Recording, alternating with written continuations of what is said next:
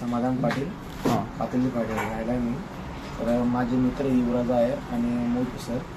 तर मी त्याच्या आधी मला त्यांना भेटायच्या आधी मी 2-3 ठिकाणी डॉक्टरांना भेटलो, MRI केलं, मला कुठंच काही फरक पडला नाही. शेवट ते बोलले मोहिते सरांचे, ते बोलले मला नाशिक रोडला चाल गवळी सरांकडे, समर्थ क्लिनिकला चाल, तिकडे तुला फरक पडेल. मी म्हटलं असं कसं काय फरक पडेल, MRI माझी नस दाबली गेली, मला डॉक्टर ऑपरेशन सांगायची, असं कसं काय फरक, मला विश्वास पडत नव्हता.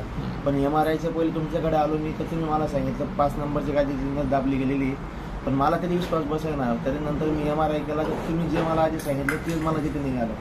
निघाल्यानंतर तर मग परत मी अजून कन्फ्यूज झालो, म्हणजे तुम्ही सांगितलं मला एकदम योग्य सांगितलं. त्यानंतर मी हॉस्पिटलला आलो दुसऱ्या दिवशी, तुम्हालाच सांगितलं सर, म्हटलं मला तुम्ही जे सांगितलं तेच मला निघालंय. तुम्ही म्हणे काय तुमचे पैसे काय तुम्हाला घालवायचे तर तुम्ही घातले, आता काय तुमचे घे.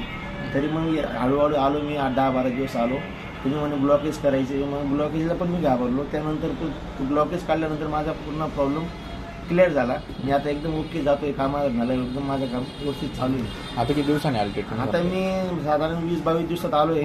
याच्या आधी 10 दिवस आलोय, त्यानंतर एकदम ओके झालो. मला बाकी डॉक्टरांनी ऑपरेशन वगैरे सांगितलं होतं. पहिल्या दिवशीची कंडिशन कशी होती? मला दोघं हात गुडघे ठेवून हात चालायचं, कोणी मला धरून यायचं. मी आता मोकळ्यात फिरतोय, इकडे तिकडे कामधंदे करतोय. माझा प्लंबिंगचा व्यवसाय आहे, माझं काम हार्ड आहे, पण मला वाटत नव्हतं मी एवढा क्लिअर होईल असं. पण मग चला आज जाऊन तुम्हाला भेटून सहज मी इकडे आलो होतो, एकदम ओके झालं त्याचा.